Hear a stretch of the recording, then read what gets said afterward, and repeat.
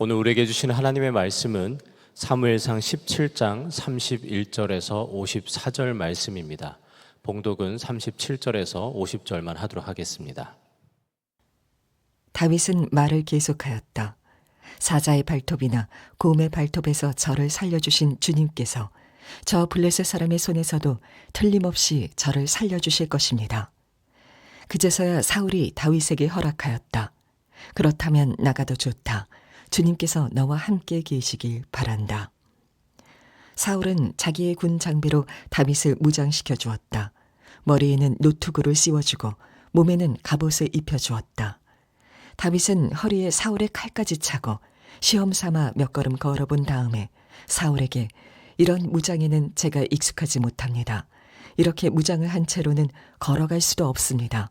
하고는 그것을 다 벗었다. 그렇게 무장을 해본 일이 없었기 때문이다. 그런 다음에 다윗은 목동의 지팡이를 들고 시냇가에서 돌 5개를 골라서 자기가 메고 다니던 목동의 도구인 주머니에 집어넣은 다음 자기가 쓰던 무림매를 손에 들고 그 블레셋 사람에게 가까이 나아갔다.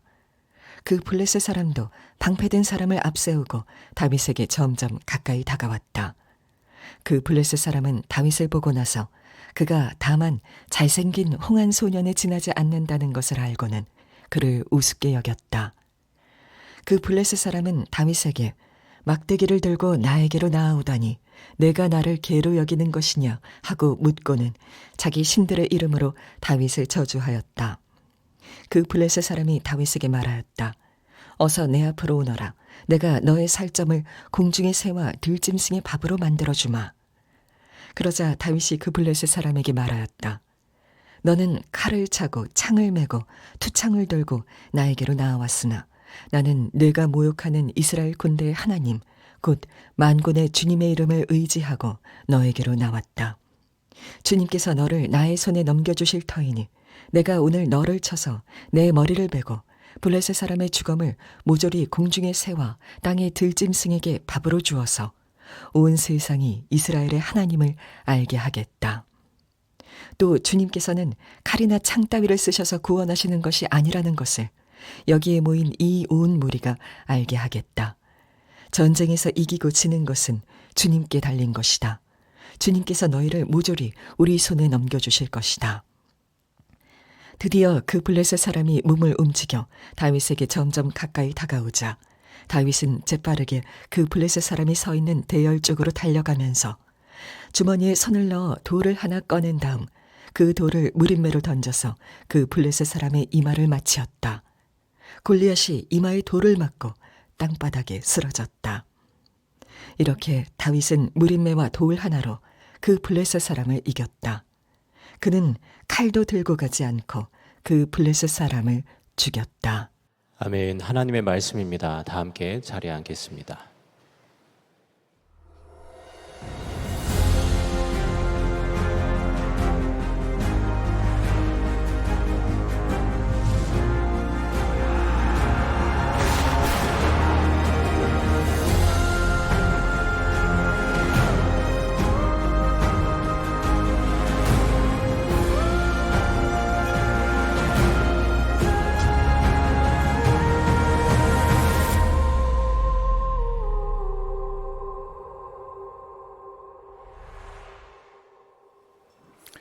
네, 사부 예배에 오신 여러분들 주님의 이름으로 환영합니다. 이제 추석 연휴가 시작이 되었는데 일찍 예배 드리고 가신 분도 계시고 주말에 가신 분도 계실 텐데 이렇게 인사하겠습니다. 주님과 행복한 추석 되시길 바랍니다. 인사하겠습니다.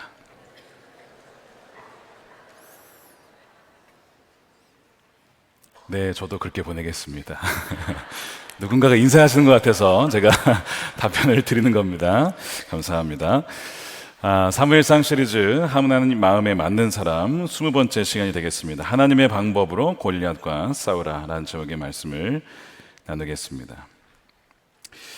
지난주 한 뉴스 기사에 이런 기사가 실렸습니다. 국민 절반이 울분 상태에 있다.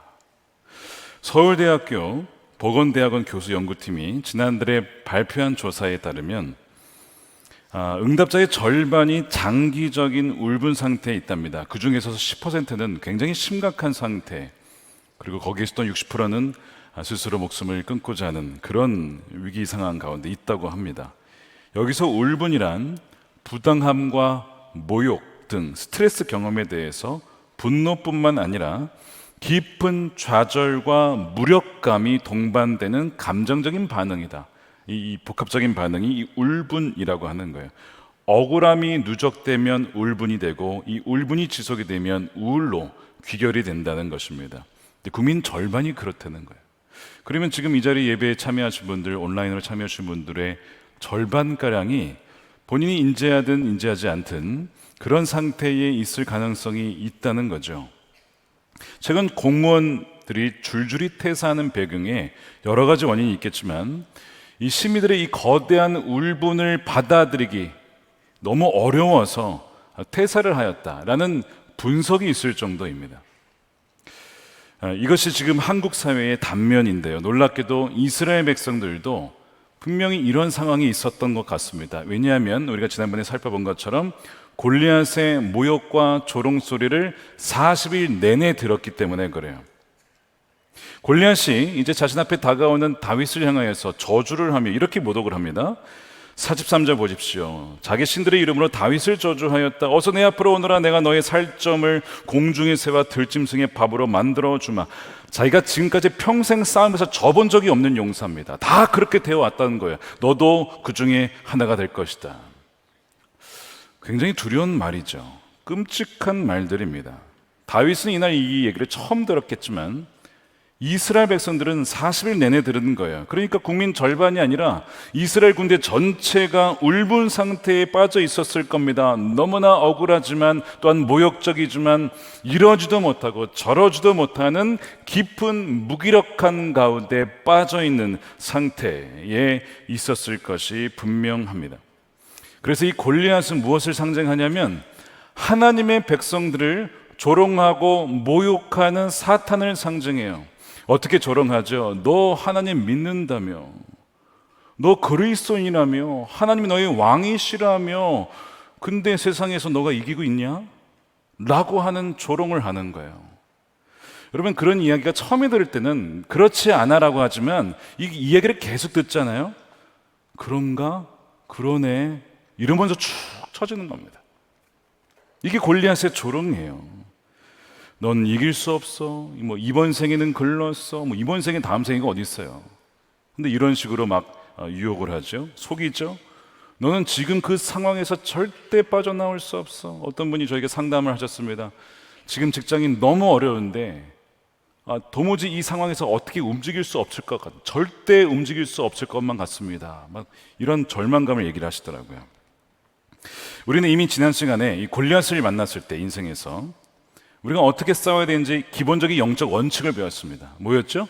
대진표를 바꾸라고 했어요. 우리 힘으로는 이길 수가 없기 때문에 주님께서 직접 골리앗을 싸우실 수 있도록 믿고 내어드려야 된다는 것이죠. 그 원리를 배웠는데요. 그렇다고 해서 우리가 할 것은 아무것도 없느냐? 그렇지 않습니다. 우리가 하지 말아야 될 일이 있고 우리가 해야 될 일이 있으며 그리고 하나님 편에서 하셔야 될 일이 있습니다. 그러니까 우리 편에서 해야 될 일을 다 하면서 하나님께서 하실 수 있도록 맡겨드리는 것이 중요한 거예요. 구체적으로 어떻게 하나님의 방법으로 골리앗을 대적할 수 있을까? 오늘 이 말씀을 통해서 살펴보고자 합니다.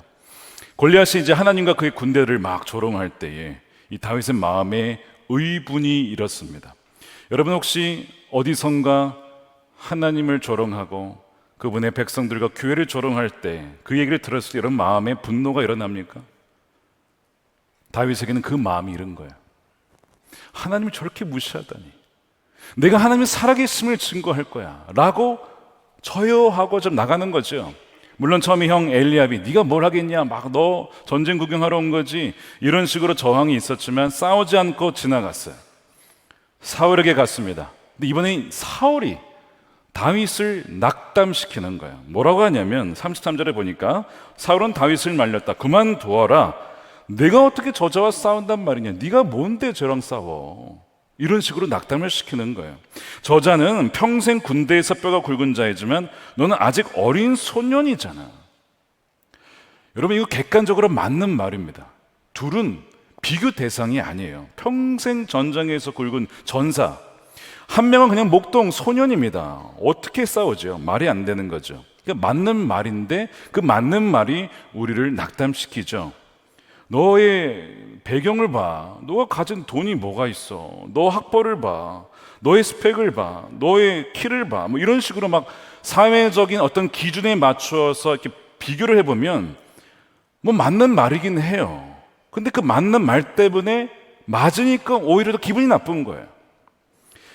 사람들은 보통 이런 교육을 받죠. 부모님으로부터. 모든 사람은 다 소중하고 평등한 대우를 받아야 한다. 우리는 그것을 꿈꾸어 살아갑니다. 근데 정작 학교에 가면 성적표에 따라서 쫙, 수능을 치르면 성적표에 따라서 쫙 서열이 나눠지죠. 세상에 나아가면 지역에 따라 계층이 나뉘고 능력에 따라서 인맥에 따라서 뭐 이런 것들이 막 갈라지기 시작합니다. 층이 지기 시작합니다. 비행기만 들어가도 클래스가 다르죠. 예. 우린 자본주의 시대에 살고 있습니다. 그러니까 우리가 배운 것과 이 세상의 현실을 마주하면 인지 부조화 다른 거예요. 거기에서 어려움을 겪는 거예요. 이 다윗과 골리앗이 상징하는 것 중에 하나는 무엇이냐면 세상은 공평하지 않다는 겁니다. 평등하지 않다는 거예요. 그것을 받아들여야 됩니다. 한 명은 무명의 목동 소년이고 한 명은 날 때부터 거인의 DNA를 안고 태어나서 신체적으로나 모든 면에서 월등하게 강력한 사람입니다. 이 둘이 공정한 경쟁 싸움이 되겠습니까? 우리 사회랑 너무 비슷한 거죠. 한 사람은 7로 다니는데 어떤 사람은 벌써 3루에 가 있어요. 공정한 경쟁이 되겠냐고요? 안 되는 것이죠. 이게 다윗과 골리앗이 상징하는 것입니다. 그러니까 세상은 평등하지 않아요. 왜요? 죄로 인해서 깨어졌기 때문에 그렇습니다. 원래 하나님은 그렇게 지으지 않으셨어요. 그런데 하나님을 떠나 우리 스스로 왕이 되고자 할 때 이 세상은 부패하고 깨어진 세상, 이제는 공중 권세 잡은 자들이 장악한 세상이 된 것입니다. 그것이 골리앗이 상징하는 것이고 그 앞에 다윗이 서 있는 것이고 이 다윗과 같은 우리 정말 연약해 보이는 그리스도인들이 세상에서 매일 경험하고 있는 문제이지요. 과연 대안이 뭘까요? 누가 골리앗과 싸울 수 있을까요? 대안이 본문에 나오는데 무엇이냐면 사울의 갑옷과 칼입니다. 다윗이 그 얘기를 해요. 자기가 들판에 있을 때 사자와 곰을 이겨본 적이 있다는 거예요. 그러냐? 그러면 너가 나가 싸워봐라. 그러면서 사울이 자신의 군 장비를 그에게 입혀줍니다. 38절에 사울은 자기의 군 장비로 다윗을 무장시켜 주었다. 머리에는 노트구를 씌워주고 몸에는 갑옷을 입혀주었다는 거예요. 과연 이것이 도움이 됐을까요? 일단 사이즈가 맞지 않고, 두 번째 다윗은 목동이라 갑옷을 입어본 적이 없어요. 너무 이게 불편한 거예요. 어느 정도로 불편하면 움직일 수도 없어요. 39절에 보십시오. 그가 사울의 칼까지 차고 시험 삼아 몇 걸음 걸어본 다음에 사울에게 이런 무장에는 제가 익숙하지 못합니다. 이렇게 무장을 한 채로는 걸어갈 수도 없습니다. 하고는 그것을 다 벗어버렸다는 거예요. 사울의 갑옷을 벗어버립니다. 어떻게 골리앗과 하나님의 방법으로 싸우는가? 첫 번째 방법이 있어요. 사울의 갑옷을 벗어야 합니다. 여기서 말하는 사울의 갑옷은 무엇을 의미하냐면 이런 겁니다. 잘 들어보십시오. 그리스도인들이 세상의 기준에 따라 거기에 대응하려고 만든 헛된 방법입니다. 다른 말로 얘기하면 사울의 갑옷은 하나님을 믿긴 하지만 하나님만으로는 충분치 못하니 세속적인 방법을 덧붙인 것, 그 결과가 사울의 갑옷입니다. 즉 내 힘으로 여전히 전투에서 승리해야 한다는 신념의 결과가 사울의 갑옷인 거예요. 세상은 끊임없이 우리들에게 어떤 기준을 요구하죠. 스펙을 요구하고 경험을 요구하고 돈을 요구합니다. 30대에는 몇 억이 있어야 되고 40대는 몇 억이 있어야 되고 뭐 이런 어떤 기준이 있어요. 너 그거 없으면 결혼하지 못해. 그거 없으면 자녀 키우지 못해. 어떤 그런 나름대로 스탠다드가 있단 말입니다. 그렇게 해서 우리에게 요구를 하죠. 그래서 나름대로 거기에 상응하고자 나름대로 그리스도인으로서 만든 게 사울의 갑옷이에요. 근데 여기 경쟁이 되겠습니까? 일단 크기 면에서나 여러 가지 면에서 비교가 되지 않고 사울은 골리앗 앞에서 난쟁일 뿐입니다. 근데 그 갑옷을 다윗이 입는다고 뭐 달라지겠습니까? 다윗은 더 작은 존재였기 때문이죠. 여러분, 세상의 기준에 맞추라고 하는 이 강압적인 요구 혹은 유혹에 거절할 수 있어야 돼요. 여기에 대한 말씀이 있어요.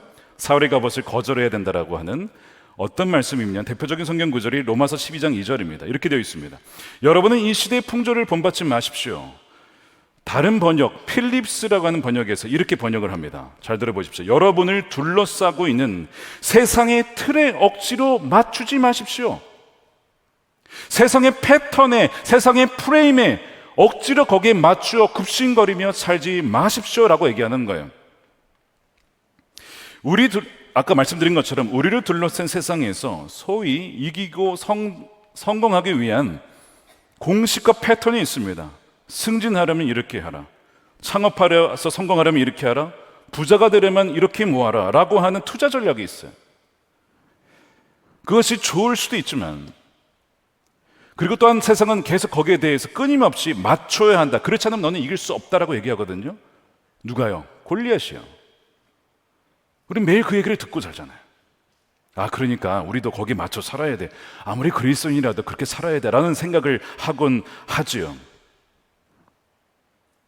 그래서 결국 그리스도인들조차 골리앗의 칼과 갑옷의 어떤 그 틀에, 패턴에 순응하여 만들어진 대응 전략이 사울의 갑옷이었는데, 다윗은 이것을 벗어버립니다. 왜죠? 하나님의 자녀의 정체성에 맞지 않는 거예요. 예수님의 제자로서의 정체성에 어울리지 않는 도구인 거예요. 그러면서 다윗은요, 골리앗이 지금 나와 싸우고자 하는 어떤 그 기준이 있죠. 칼과 방패와 강력한 갑옷, 그것을 갖추고 나랑 1대1로 싸우자라는 요구사항이 있어요. 그런데 다윗은 그것을 거부합니다. 너가 그렇게 나온다고 해서 나도 똑같이 그렇게 입고 무기를 가져와서 싸운다는 그 법은 어디에서 나온 거냐? 그 기준은 누가 만든 거야?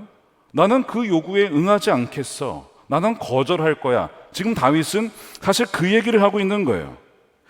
세상의 틀에 맞추려 하거나 또한 기준과 방식에 급신거리다가는 사울의 갑옷이 되고 맙니다. 어떻게 하라고 했냐면, 다시 필립스역 로마서 12장 2절 후반부에 보시면 이렇게 되어 있어요. 다시 읽어볼게요.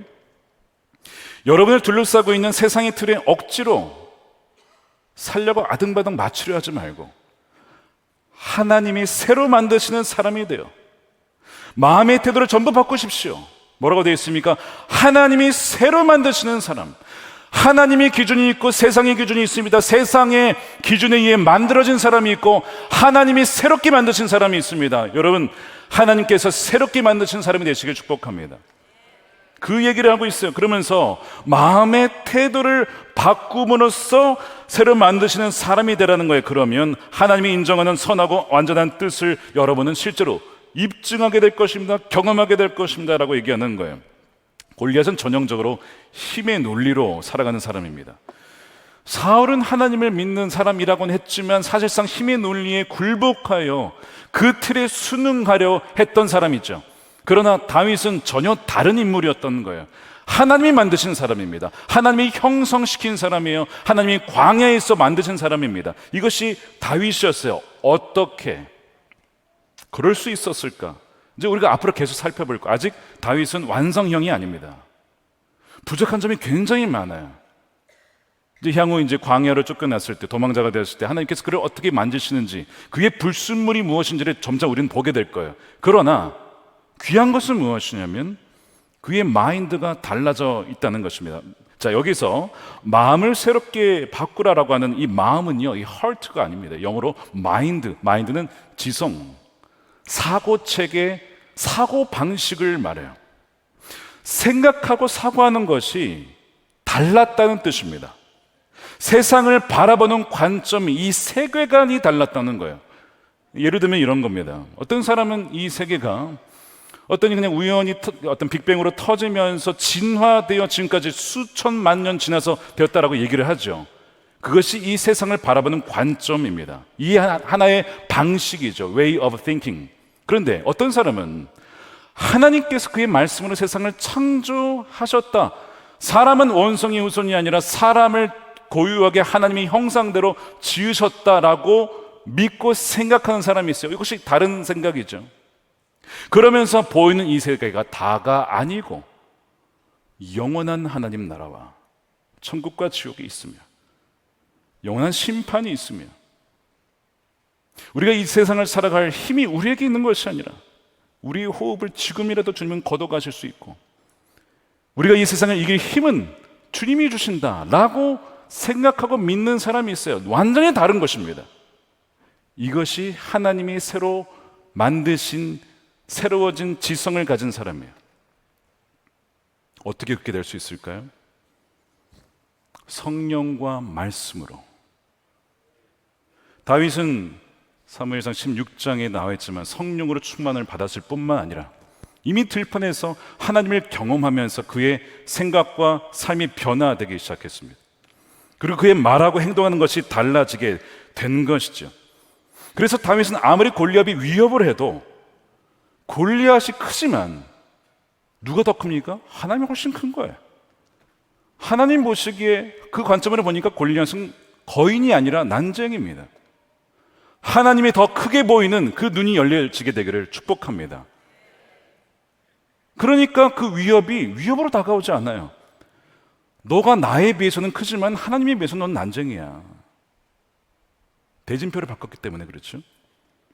그런데 이 새롭게 된 이 지성과 마인드가 없으면요 어떻게 되죠? 골리앗의 방식과 틀에 맞추려고 합니다. 그래서 세상의 틀에 맞추려고 하다 보면 화가 납니다.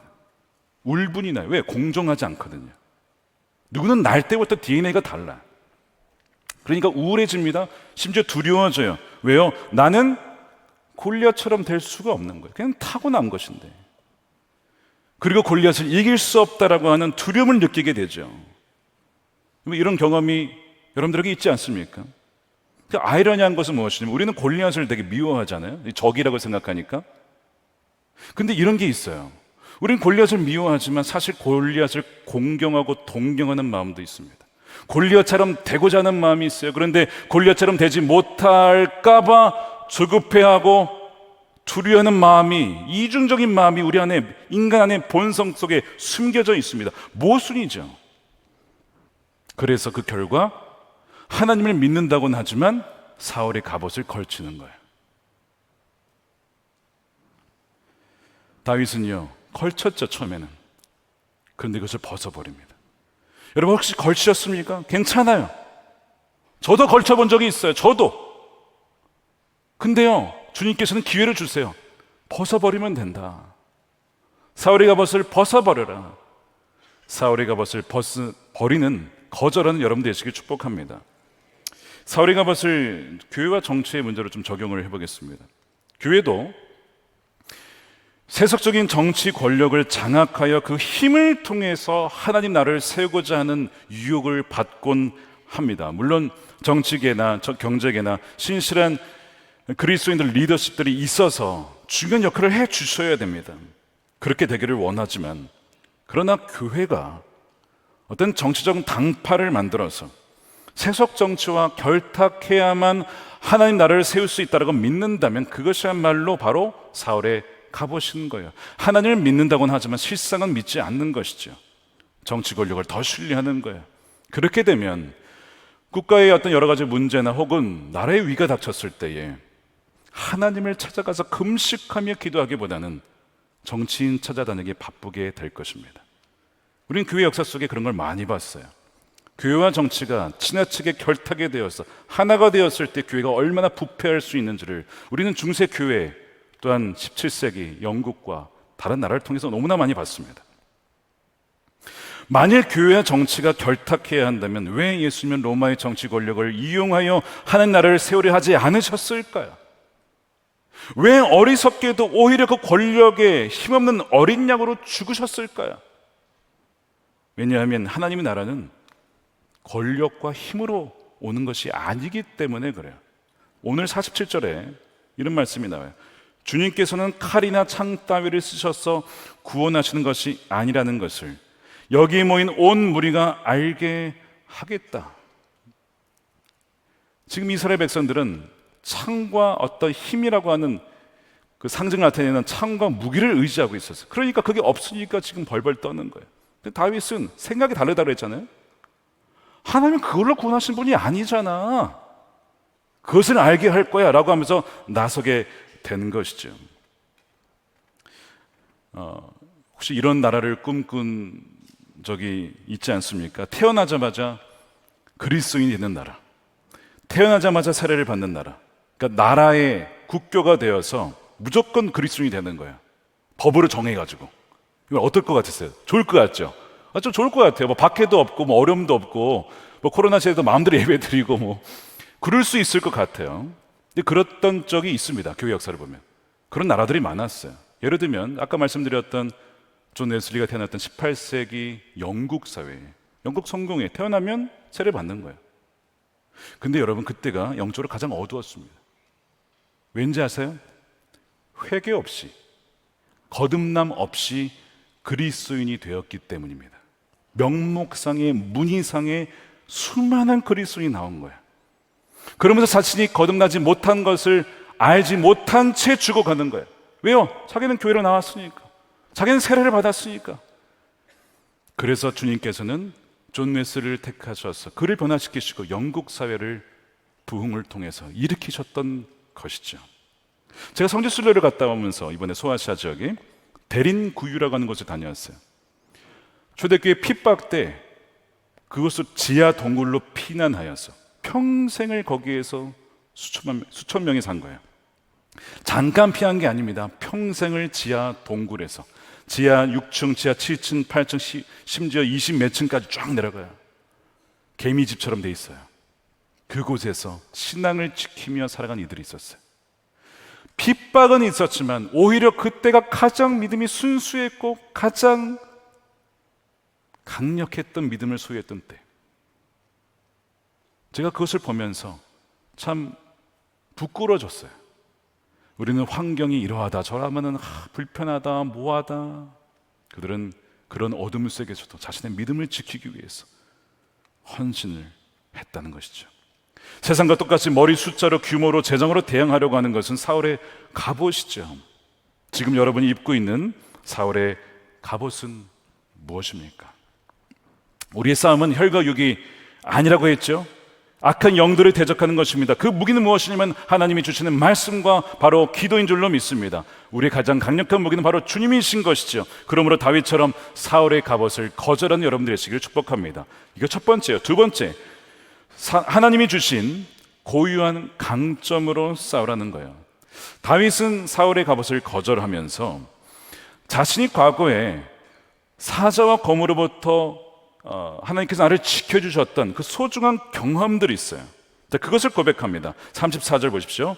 임금님의 종인 저는 아버지의 양떼를 지켜왔습니다. 사자나 곰이 양떼에 달려들어 한 마리라도 물어가면 저는 곧바로 뒤쫓아가서 그놈을 쳐 죽이고 그 입에서 양을 꺼내어 살려내곤 하였습니다. 한두 번이 아니라 과거의 반복적인 표현 경험했던 것이죠. 여러 번 경험했던 거예요. 그러면서 다윗은 내가 사자와 곰도 이겼으니 골리앗도 이길 수 있습니다 라고 말하는 게 아니고 그때 나를 지켜주신 분은 주님이시니 그 주님께서 골리앗도 이기게 하실 것입니다. 이 고백을 하는 거예요. 자, 그래서 37절에 사자의 발톱이나 곰의 발톱에서 저를 살려주신 주님께서, 이것이 머리까지 새롭게 된 자의 고백이에요. 언어요, 습관입니다. 주어가 내가 아니에요. 주님이 하셨다는 거예요. 주님이 나를 통해 하셨다는 거예요. 사도 바울이 뭐라고 고백합니까? 주님께서 나를 통하여서 역사하신 것 외에는 내가 아무 말도 하지 않겠노라. 똑같죠? 바뀌어진 사람의 입술의 고백이죠. 그렇게 그는 사울의 갑옷을 내려놓고 자기가 주님과 함께 쓰던 목동의 지팡이와 무림매를 들고 나갑니다. 그것이 40절이에요. 다윗은 목동의 지팡이를 들고 돌 5개를 골라서 자기가 메고 다니던, 그러니까 주님과 동행하며 썼던 무기죠. 도구인 주머니에 집어넣은 다음에 자기가 쓰던 무림매를 손에 들고 그 블레셋 사람에게 가까이 나아갔다.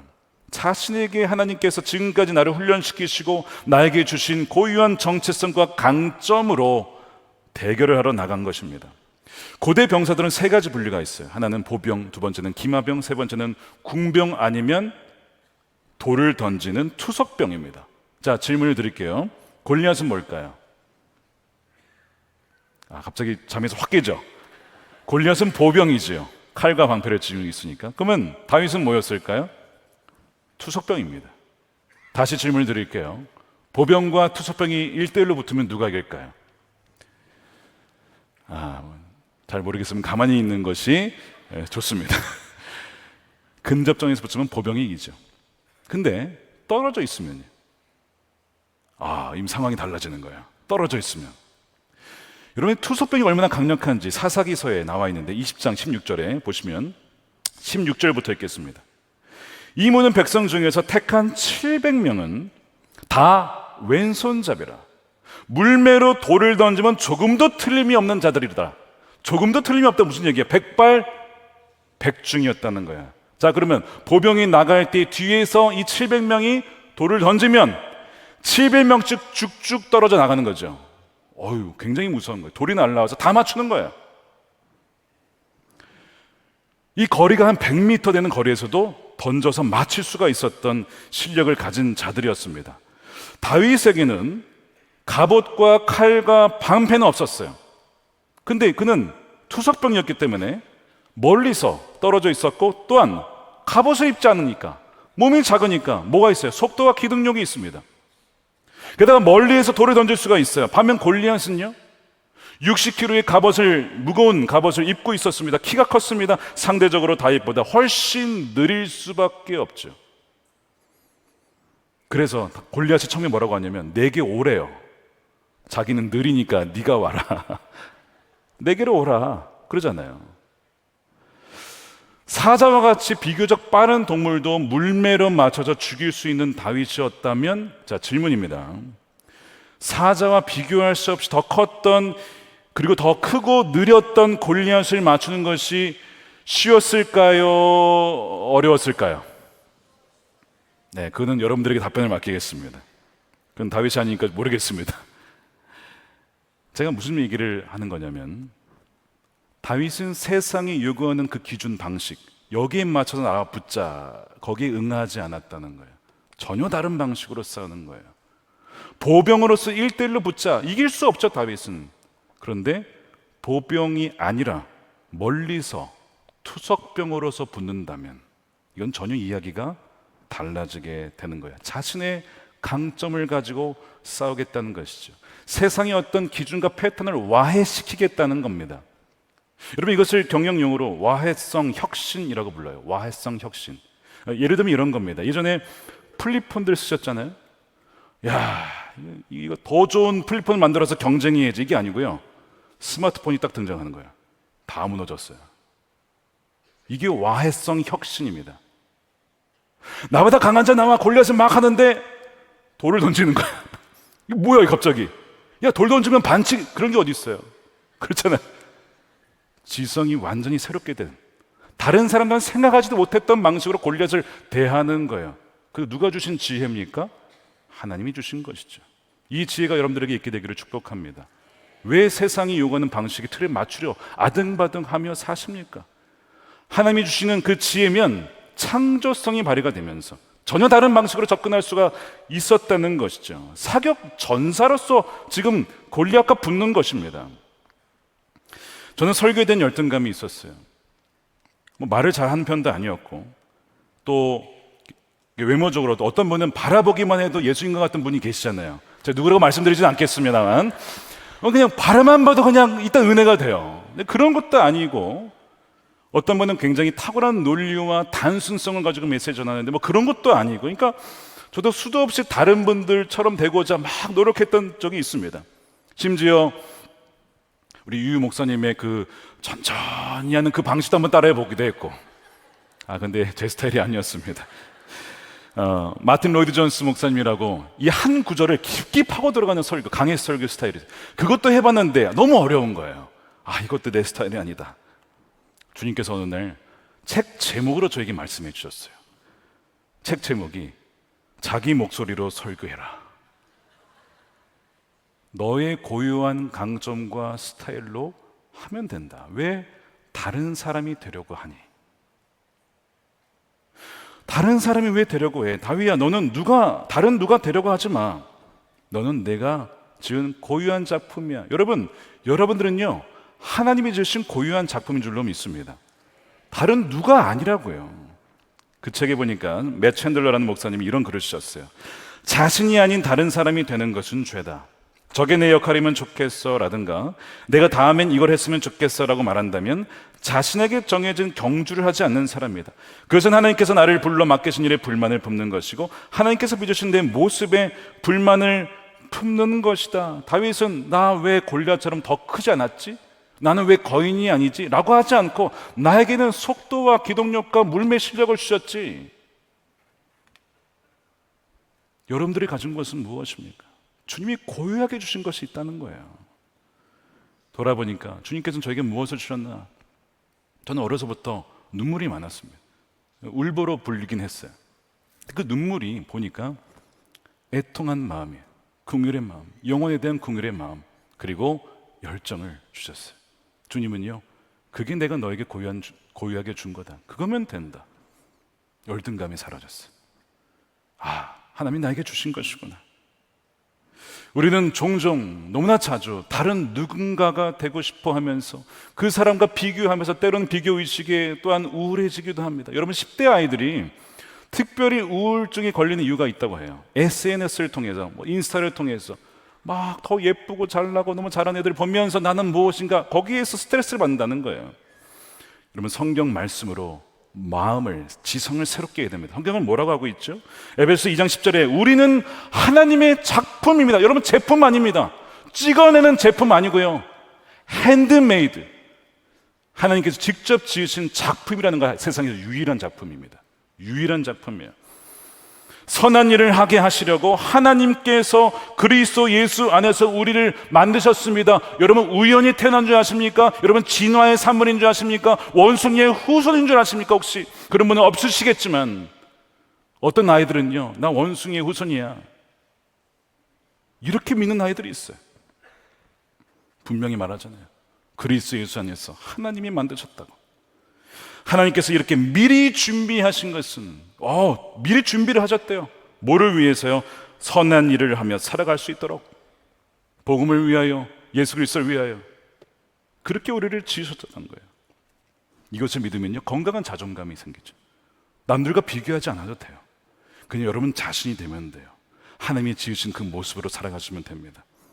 그래서 다윗은 사울이 가서 벗어버리고 내가 주님과 동행했던 방법, 물맷돌 가지고 나간 것이죠. 이것이 골리앗과 싸우는 두 번째 방법이에요. 마지막 세 번째, 가장 중요한 겁니다.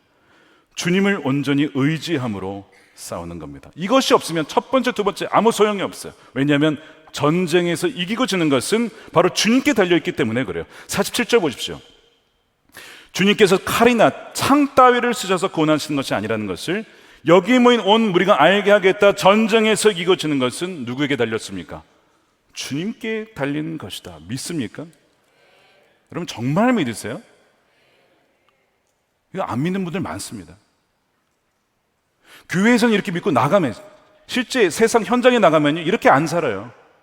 나에게 달린 것으로 생각한다고요. 머리가 새롭게 되지 않았기 때문에 그래요. 아까 두 가지 기억하십시오. 우리는 하나님의 작품이다. 두 번째, 전쟁은 하나님께 속한 것이다. 이것을요, 여러분 입술로 선포하셔야 됩니다. 말씀을 가지고 믿음으로 선포하십시오. 그러면 이것이 여러분들의 것이 되는 거예요. 지금 다윗이 것을 선포하잖아요. 물맷돌 실력, 물매 실력 있지요. 그런데 이것이 골리앗을 이기게 하는 것이 아니라고 하는 거예요.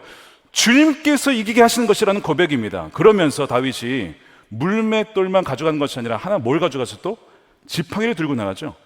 본문에 보면 다윗이 목자의 지팡이를 갖고 나갑니다. 이 지팡이 왜 갖고 나갔을까요? 이걸로 골리앗 때리려고? 아니죠. 여러분 이 지팡이가 상징하는 것은 무엇이냐면 주님이 나와 함께 하신다는 것을 상징하는 지팡이에요. 그게 어디 나온지 아시죠? 여러분 잘 아시는 시편 23편 4절에 이렇게 되어 있습니다. 내가 비록 죽음의 그늘 골짜기로 다닐지라도 주님께서 나와 함께 하시고 주님의 막대기와 지팡이로 나를 보살펴 주시니 내게는 두려움이 없습니다. 그 지팡이를 붙잡았을 때 주님이 나와 함께 하시지. 그걸 믿은 거고, 그러면서 동시에 내가 해야 될 일이 뭐야? 물매의 실력을 가지고 던진 거예요. 주님께서 그래서 그 돌멩이가 정확하게 골리앗의 이마에 맞도록 탁 역사하셨던 것이죠. 주님이 역사하셨다는 정확한 증거가 하나 더 있습니다. 본문을 가만히 읽어보시면요, 제가 그 이유를 알려드릴게요. 아무리 투석병이 돌을 던진다 하더라도요, 보병을 이길 수가 없습니다. 왜일까요? 방패 때문입니다. 골리앗 앞에 누가 있었냐면 사람이 방패를 들고 있었어요. 방패로 막으면 아무리 돌 던져도 소용없어요. 방패를 든 채 접근을 하잖아요. 근접이 되면 이제는 그 모든 투석병은 죽는 겁니다. 만약 골리앗이 이런 전략을 폈더라면 다윗은 죽었을 거예요. 근데 너무나 신기하게 골리앗은요, 방패를 사용하지 않아요. 왜 그랬죠? 다윗이 너무 우스워 보이는 거예요. 우습게 여겼다라고 돼 있어요, 본문에. 우습게 여겼다. 방패 다 치워. 얘는 그냥 내가 죽일 수 있어 했던 거예요. 그러니까 뭐가 노출된 거예요? 자신의 약점 이마가 노출이 된 거예요. 누가 하셨어요? 하나님이 하신 겁니다. 하나님께서 누군가를 사람이든 기업이든 넘어뜨리거나 무너뜨릴 때는 반드시 쓰시는 방법이 있습니다. 교만케 하는 겁니다. 위대한 기업은 왜 다 사라졌을까? 책 아십니까? 기업이 무너지는 단계에 반드시 들어가는 것이 자만심이 있습니다. 위험의 요소를 인지하지 못해요. 이것 때문에 기업이 망할 수 있는, 인지하지 못해요. 그럼 망하는 거예요. 똑같아요. 왜 골리앗이 무너집니까? 자신의 약점이 노출되어 있는 거야. 이거 괜찮아. 돌이 이로 날아올 리가 없어. 거기에 맞아 죽는 거예요. 누가 하셨다고요? 주님이 하신 거예요. 자, 그래서 잠언 16장 18절에 교만은 패망의 선봉이요 거만한 마음은 넘어짐의 앞잠이니라. 여러분, 겸손하시길 축복합니다. 내 힘과 능력으로 되는 게 아니라고요. 그래서 다윗은요, 이 자신의 출중한 물매 실력이 있었지만 겸손하게 주님의 지팡이를 잡는 거예요. 이 잡는 순간 무슨 생각이 났을까요? 주님, 저는 주님이 없으면 아무것도 아닙니다. 제 실력으로 할 수 있는 게 없습니다. 사자나 곰이나 거기서 살려주신 건 내 실력이 아니라 주님이 살려주신 것이죠. 골리앗 앞에서도 마찬가지입니다. 주님, 저를 보호해 주십시오. 그 믿음으로 지팡이를 집었던 거예요. 이 겸손함, 이 온유함, 그것이 승리의 비결이었던 것이죠. 그러면서 그거 고백합니다. 자, 45절의 핵심 구절이죠. 너는 칼을 차고 창을 메고 투창을 들고 나에게 왔으나 나는 내가 모욕하는 이스라엘 군대의 하나님 곧 만군의 주님의 이름을 의지하고 너에게로 나왔다. 내 물매의 실력을 의지하고 나왔다라고 하지 않고 만군의 여호와의 이름을 의지하고 나왔다. 주님의 이름을 의지하여 승리하는 여러분 되시길 축복합니다. 주 예수 그리스도의 이름이 능력이 있기 때문에 그렇습니다. 그날이 골리앗의 마지막 날이요, 심판의 날이었어요. 세상은 이런 자를 감당할 수가 없어요. 왜냐하면 이 세상을 이기는 것은 믿음인데, 무슨 믿음이냐? 갈보리 언덕에서 더 나은 다윗이신 주님께서 사망이라고 하는 골리앗을 이기신 분이기 때문에 그분을 믿는 그 믿음으로 세상을 이기는 것입니다. 요한일서 5장 4절에 무릇 하나님께로부터 난 자마다, 아까 표현에 의하면 하나님께서 새롭게 만들어낸 사람 혹은 하나님 마음에 맞는 사람, 세상을 이기느니라. 세상을 이기는 승리는 이것이니 우리의 믿음, 주 예수 그리스도를 믿는 믿음입니다. 이 믿음이 여러분들에게 부어지게 되기를 축복합니다. 지난주에 우리 교회 원로 장로님의 교회장 장례 예배가 있었습니다. 본래 제가 선교해야 되는데 제가 성지 순례 중이라 선교드리지 못해서 너무나 죄송한 마음이 있었어요. 그런데 지금으로부터 한 3주 전쯤에, 성지 순례를 떠나기 한 2주 전쯤에 주님께 제 마음에 그 장로님을 찾아가 뵈어라 라는 마음을 주셔서 그 병원에 있는 장로님을 찾아뵀습니다. 오랜 시간 투병을 하셔서 완전히 다 마르셨어요. 몸이 뼈밖에 남지 않으셨습니다. 찬양을 불렀습니다. 근데 그 장로님이요, 팔 들기도 힘든 그 장로님께서 두 손을 들면서 할렐루야 찬양하시는 거예요. 말씀을 나누는데요, 말씀을 할 때마다 아멘, 아멘, 주님 이렇게 반응을 하시더라고요. 제가 거기서 뭘 본지 아십니까? 여러분, 골리앗 중에 가장 강력한 골리앗이 뭔지 아시죠? 여러분, 죽음입니다. 죽음. 지금 그 장로님은 골리앗 앞에 서 있는 거예요. 죽음이라고는 가장 강력한 적이죠. 그런데 그 강력한 골리앗 앞에서 두려움 없이 이미 승리하신 모습을 봤어요. 왠지 아십니까? 그 장로님 안에 바로 사망의 골리앗을 이기신 예수 그리스도가 계시기 때문입니다. 그래서 사망 권세도 두려워하지 않냐고 아멘 할렐루야 하는 그 장로님의 모습을 보면서 얼마나 감사했는지, 어떤 분들은 마지막에 되면 예수님을 부인하기도 하고 두려워하기도 하고 떨기도 하지만 담대하게 예수님 믿음으로 고백하는 그 장로님 너무나 감사했습니다. 아, 이것이 선한 목자교회 장로님의 마지막 모습이다라고 하는 것. 주님께서는 우리 성도들에게 그것을 증거하라고, 골리앗이라고 하는 죽음 앞에서 두려워하지 않고 승리한 그 다윗과 같은 모습을 증거하라는 마음을 주셔서 오늘 그 얘기를 나누는 거예요. 사랑하는 여러분, 골리앗을 만날 때에 사울의 갑옷을 버리십시오. 그리고 여러분들이 고유한 강점을 가지고 싸우시되 주님, 그리고 주님의 이름 누구십니까? 사망 권세를 이기시고 우리에게 부활의 권세를 주신 예수 그리스도를 믿는 믿음으로 여러분 승리하신 여러분 되시기를 주님의 이름으로 축원드립니다. 우리 함께 기도하겠습니다.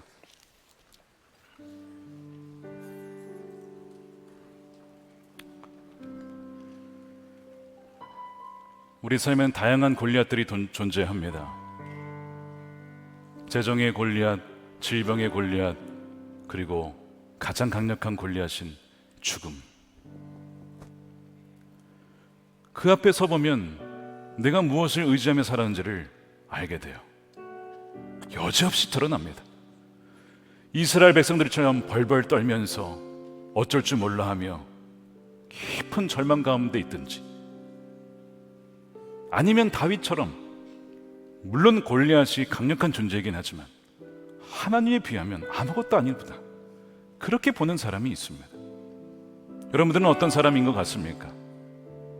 그러나 여러분, 이 시간 참 감사한 것은 그 골리앗 앞에서 벌벌 떨며 그렇게 나서지도 못한 채 있었던 것이 우리 모습이죠. 그 이스라엘 백성들이 사실 우리의 모습이에요. 그런데 우리를 대신하여 골리앗 앞에 나서서 칼과 무력으로 이기는 것이 아니라 칼 하나 쓰지 않고 골리앗을 이기신 분이 계세요. 누구십니까? 예수 그리스도이십니다. 이 다윗은 바로 예수님을 상징하는 것이죠. 우리를 대신하여 그 갈보리 언덕에서 십자가의 죽으심으로 사망의 원수를 이기신 주님, 우리에게 영원한 생명을 주신 주님, 여러분 그 생명이, 그 승리가 이미 우리 가운데 있다는 것입니다. 여러분 그렇다면 여러분 무엇이 두렵습니까? 무엇이 염려가 됩니까? 이미 주님이 승리하셨는데, 이미 승리는 우리 것인데, 이 시간 함께 기도할 때에 주님, 그렇게 우리가 믿지 못하고 때로는 주저하며 두려워하며 기웃거리며 세상의 틀에 맞추고자 사울의 갑옷을 입었던 것을 이 시간 회개하오니 이제 벗어버립니다. 이제는 정말 순수한 믿음으로 주님만 붙잡고 고백하며 승리하는 우리 모두의 삶이 되게 해달라고 우리 함께 동성으로 기도하도록 하겠습니다. 아버지 하나님 감사합니다. 주님, 그렇습니다. 우리가 운행하신 주님의 이름을 찬양합니다. 하나님, 우리에게 믿음의 눈을 열어 주시옵소서. 주님을 바라볼 수 있는 믿음의 눈을 활짝 열어 주시옵소서. 할렐루야. 아버지 주님, 그렇습니다. 골리앗 앞에 선 다윗과 같은 아버지 우리 심정으로 살아가지만 더 중요한 것은 우리와 함께 하시는 주님입니다. 주님을 바라보는 눈을 활짝 열어 주시옵소서. 세상의 기존과 그 패턴의 틀에 맞추고자 기웃거리며 억지로 짜맞추려고 했던 지난 노력들을 주여 불쌍히 여겨주시고 이제는 겸손히 하나님 온유한 마음으로 주님만을 신뢰하며 날마다 말씀과 기도로 주님께 나아갈 수 있도록 우리를 잡아주시고 인도하여 주시옵소서. 대신하여 싸우시는 주님의 할렐루야. 살아계신 아버지 하나님 감사합니다. 우리의 연약한 모습에도 불구하고 이스라엘 백성들처럼 깊은 무기력 가운데 그렇게 있었던 우리를 버리지 아니하시고 다윗처럼 우리 대신 나서셔서 갈보리 언덕에서 사망의 모든 권세와 죄를 사하시고 우리를 주의 자녀로 삼으신 주님의 은혜에 감사를 드립니다. 이 시간 다윗이 골리앗 앞에 있어도 골리앗을 보는 것이 아니라 더 크신, 비교할 수 없이 크신 하나님을 바라보았던 그 믿음의 눈을 우리에게 허락하여 주시옵소서. 삶의 여러 가지 골리앗 같은 문제들이 산적해 있지만, 그러나 주님을 바라봄으로, 또한 말씀을 신뢰함으로, 또한 성령과 또한 기도로 말미암아 주님께 나아갈 때에 칼과 단청으로 이기는 것이 아니라 오직 여호와의 힘으로 이기는, 승리하는 우리 사랑하는 우리 모든 성도들이 되게 하여 주시옵소서. 때로는 연약하여서 사울의 갑옷을 취하고자 했던 우리의 부족함을 용서하여 주시고, 이제는 우리에게 고유하게 주신 하나님이 주신 강점과 하나님께서 주신 달란트를 가지고 하나님을 의지하여 우리 세상에서 여러 가지 문제와 골리앗을 만날 때마다 주의 힘을 의지하여, 주 예수의 이름을 의지하여 하나님 승리하는 우리 모든 선한목자교회 성도들을 되게 하여 주시옵소서. 아버지 하나님, 추석을 맞이하여 가족들과 친척들을 만납니다. 하나님께서 행하신 일, 하나님께서 내게 베푸신 그 일들을 이야기를 나누게 하소서. 그리하여 그 이야기를 들을 수 있는 귀와 눈을 허락하여 주셔서 아직도 주 예수님을 알지 못하는 우리 가족 친척들이 하나님 그 이야기를 통해, 그 증거를 통해, 복음을 통해 주님을 믿는 구원의 역사를 허락하여 주시옵소서. 이 시간 온전한 11조와 감사헌금과 성경금으로 주님께 내어드립니다. 우리의 몸도 마음도 주님께 올려드리며 주님의 기쁘신 뜻을 위하여 우리의 가정을, 우리의 기업을, 우리의 삶을 기쁘게 사용하여 주시옵소서. 아버지 하나님, 이 나라가 하나님을 경외하는 나라가 되게 하여 주셔서 특별히 정치, 경제, 사회, 문화 각 영역 속에 하나님의 신실한 다윗과 같은, 다니엘과 같은 주의 인물들을 세워 주시옵소서. 그들을 통하여 하나님의 살아계심과 통치하심이 드러나게 하시고 남과 북이 복음으로 속히 통일되게 하시며 복음의 장벽, 언어의 장벽, 편견의 장벽, 문화의 장벽이 허물어지고 복음이 증거되어 주의 오실 길을 예배하여 주님이 다시 오실 그날 착하고 충성된 종으로 다 주님을 맞이할 수 있도록 주여 은혜 위에 은혜를 더하여 주시옵소서. 감사하며 우리 주 예수님의 이름으로 기도드립니다. 아멘. 다 같이 일어나셔서 우리 보라 너희는 두려워 말고 찬양하면서 준비하신 예물 주님께 드리겠습니다.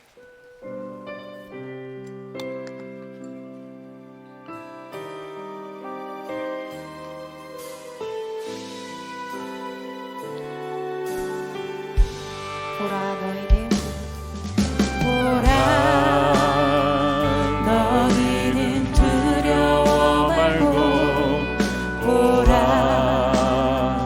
너희를 보라 너희는 지치지 말고 너희는 지치지 말고 너희를 구원한 나를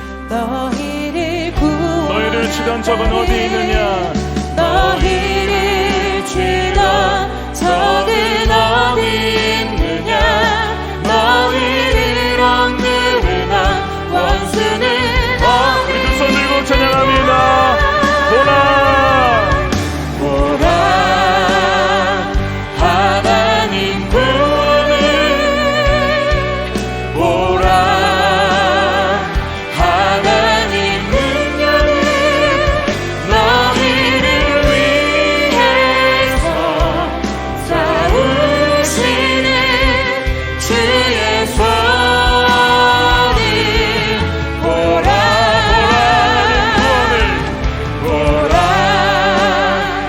하나님 구원을 보라 하나님 능력을 너희를 위해서 싸우시는 주의 손을 보라.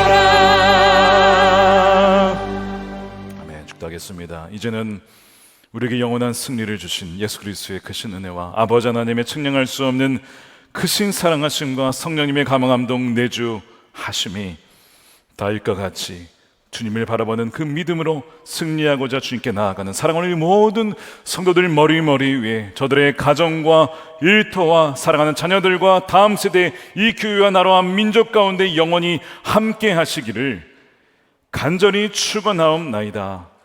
아멘.